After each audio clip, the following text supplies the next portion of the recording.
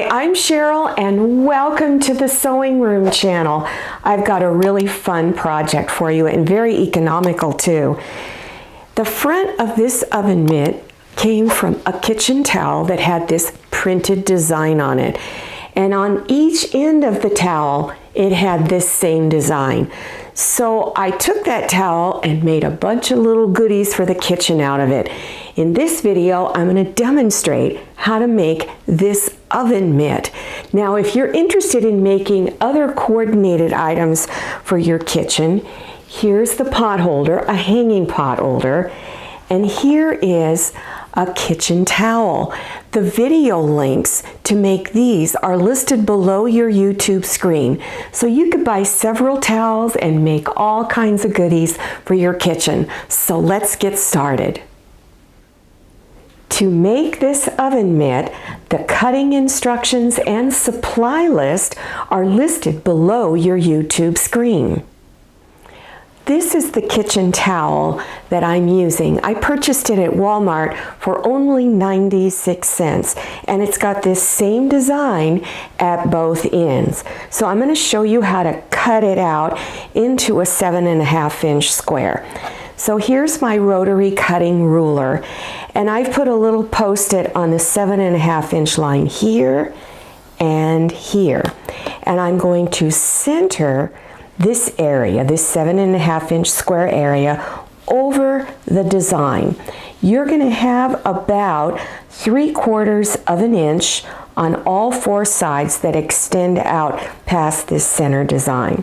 Once you have it lined up, go ahead and cut two sides. So I'm now going to cut this side.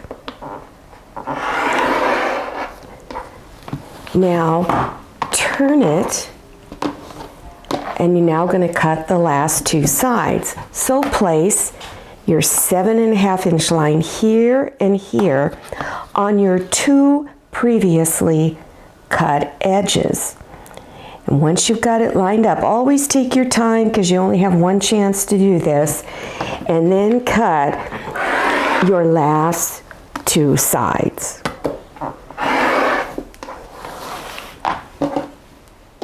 After you have all of your fabrics cut, then you need to layer them. So for the back section of the oven mitt, take your fabric for the very back and place it front side down. So now you're looking at the back of the fabric. Take your 2 layers of cotton batting, and if you want, you can also use 1 layer of cotton batting or 1 layer of Insulbright, or just use the 2 layers of cotton batting. Place that down. Take your fabric for the front and place it front side or pretty side up. For the front section, you're going to layer it the same way. You'll have whatever fabric you're going to have on the back, front side down.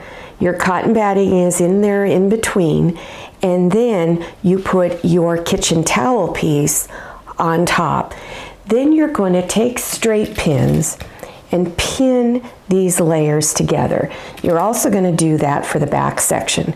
Pin everything together. So scatter pins all over. Then you're going to do some quilting stitch patterns. And I did kind of a fancy one here, but if all you have is a stitch on your machine that just a straight line, you have a mechanical machine and there's no decorative stitching, you can just do this straight stitch pattern. So you can just do them maybe 2 inches apart going this way, then turn it and do it the other way. You can also do it on a diagonal, and you would just start in the middle and go corner to corner, then work your way out, then turn it again and do the same thing. I used the serpentine stitch, which is this stitch here, and if you have a computerized sewing machine, you probably have this stitch. So test it out first, and if you need to lengthen it so it's a wider stitch like this, then do so. To make it easier to do your quilting stitches, I recommend you use a walking presser foot, and that's what this is right here. You can still do it with a regular presser foot, but you need to be careful that your fabric does not pucker. The walking presser foot prevents your fabrics from stretching and shifting apart while stitching. Take your 2-inch wide binding strip that's at 7.5 inches long, fold it in half, bringing back sides of the fabric together, and press it. Then place it up at the top edge of your front section. So put the raw edge of the fabric up here and then pin it on. After you have it all pinned on, then stitch up here 1/4 inch seam all along there. After stitching, go to your ironing board and press this part away from the center of this top piece here.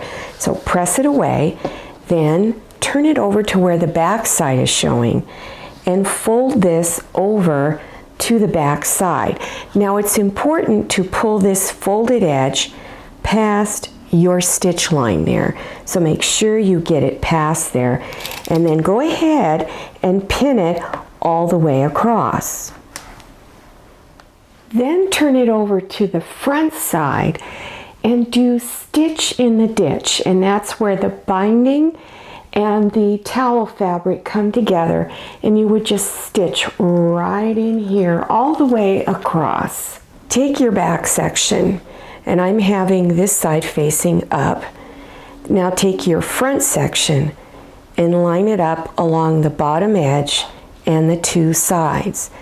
You can either pin or clip these 3 edges together. Then do a machine basting stitch close to the edge on these 3 sides. After you've baste stitched all of your pieces together, now you want to round the 4 corners, the 2 up at the top and along the bottom. So take anything round. I'm just using a round template here, but take a lid from a jar, anything that you have that's round. Place it up in the corner and trace around it. And again, you're doing it on all 4 of your corners. Then either with a rotary cutter or a pair of scissors. Now this is pretty thick, so I find the rotary cutter is a little easier to do. Here, let me get in there in a better view. And just go ahead and cut around all of your corners. If you're using the store-bought bias tape, unfold your bias tape all the way out. Then take this end here and fold it over about 1/4 inch and then press it with your iron. If you are making your own bias tape, you want to turn this edge in also 1/4 inch and press it. Then take your bias strip, fold it in half and press it. I'm using the custom-made bias tape. Now, if you do not know how to make your own custom bias tape, then check for the link below your YouTube screen. Now take the end of your binding and place it right there in the center where the pin is, and pin it down. Begin pinning your bias tape all the way around the edges. And as you get to your corners, you don't want to stretch the binding. You just want to lay it down. And it should lay down pretty easily because it's been cut on the bias. Your pins will be fairly close together going around that corner. So continue pinning it all the way around until you come back to where you started. Then stitch 1/4 inch seam all around. Now you want to start up here in the center. So stitch all the way around, come back up around to where you started, and stop stitching right there in the center where the 2 ends would come together. Now trim some of this excess binding off. So you're going to count out from this raw edge 4.5 inches and then cut. Now turn it over to where the back side is up and pull your binding out like this. And you want to cut through just one layer of this binding. So you're going to cut about a 1 1/4 inch in this way. So I'm going to go over about 1 1/4 inches. And then 1/4 inch from the folded edge in this way. Cut this off. So you're cutting this little area off, and this is to make it easier to turn this into a loop later on. This next step you're going to do at your ironing board. So turn your oven mitt over to where the back is facing up and fold your binding edges over to the front side. Okay. And then you're going to press this end of your binding. So take this end here and fold it over 1/4 inch and then press. Then fold it over 1/4 inch this way and then press. And then you're going to fold it in half and press again. Now fold the binding over the edge to the back and make sure this folded edge of the binding is pulled past your stitch line. And I would pin it down. So you want to continue pinning all the way around. After you have finished pinning, then flip it over to the front side, and you're going to do stitch in the ditch. So you're going to stitch right in here. This is your ditch where the binding and the towel fabric come together. You're going to start up here at the center, stitch all the way around, and then stop when you get right back to center again. So that it's easy for me to see where the ditch is, I'm using an open toe presser foot. And again, remember, you're going to start right there in the center where those two ends of the binding come together. So I'm just going to slowly lower my needle in there. And I'm going to begin stitching in that ditch all the way around, and then when you come back to center again, you want to stop.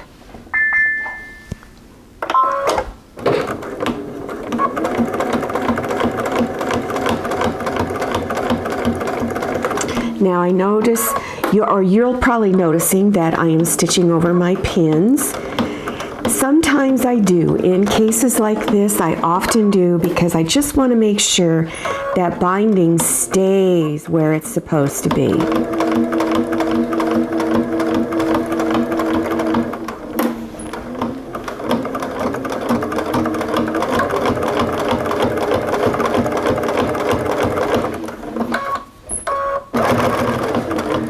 Now I'm coming back to where I started, and now just leave your needle in the down position. Make sure this end of your binding is folded like you pressed it. Let me fix it a little bit. And you're going to pull the binding out and away from the pot holder. And you're going to begin to stitch up over this edge of the binding. And just slowly come up over the top of your binding and begin to stitch the two folded edges together. And take your time.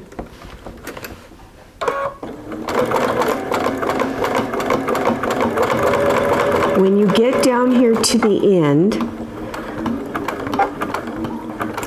I'm just going to back up a little bit. I went too far. Okay, now you want to turn this and stitch across the end of that binding strip. And then back stitch.